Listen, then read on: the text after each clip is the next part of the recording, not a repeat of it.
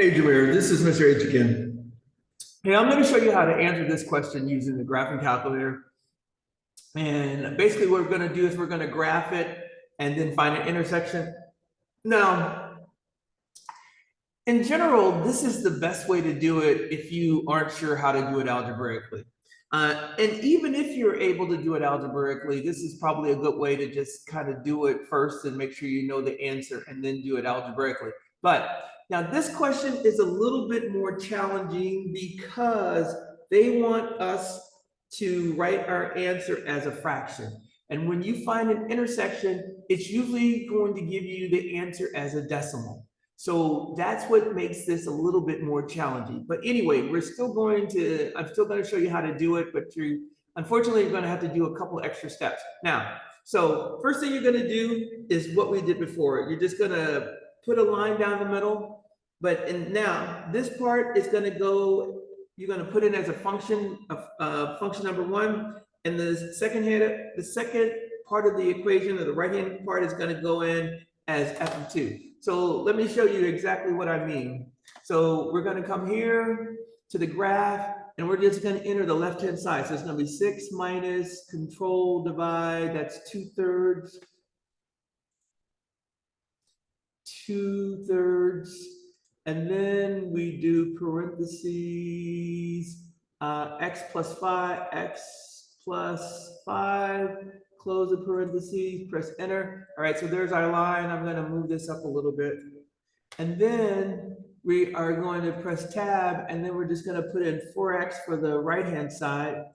And then this answer with the blue line and the red line intersect, that's the answer.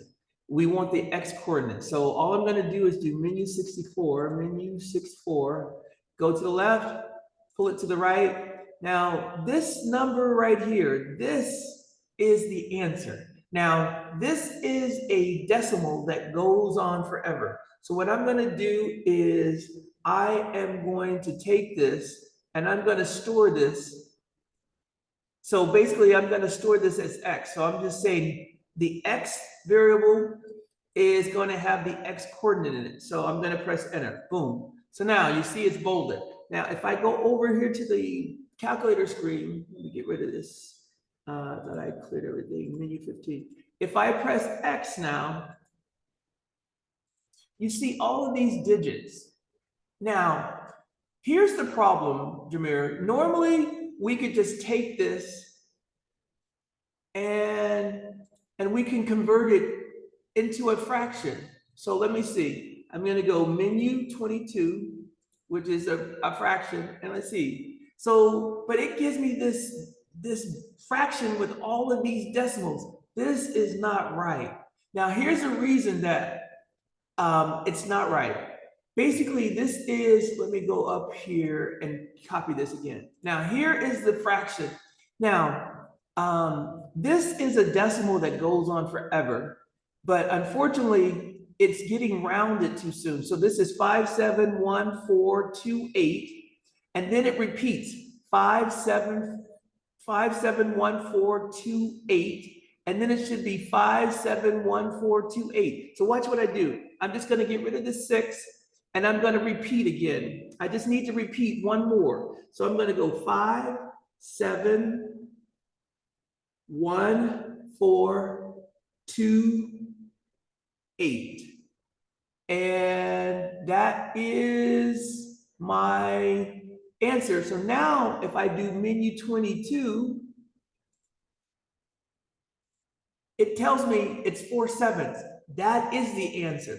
Now, the only thing that I did was, instead of having the 6 here, I made it 5/7. So I repeated this repeating decimal twice. So 571428, and then 571428, and then 547128. So I did that 3 times, and then the calculator said, oh, I know which number you're trying to get. And so it gave me 4/7. This is the answer. Now, generally, this will work without having to do this, but this one, you got to be careful. Now, I'm going to show you one more way to do this. So let me get out of there. Menu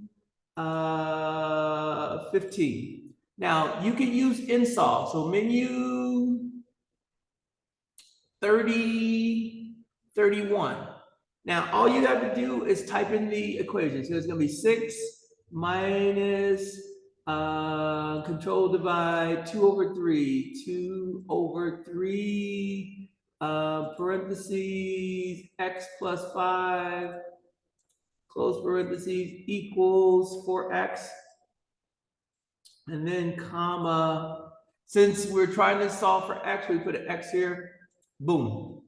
Now, look at this number. Now, this one goes 5,71428, 5,71429, but when I copy this one, it gives me two iterations, 5,71428, 5,7142857. It doesn't round it to 6.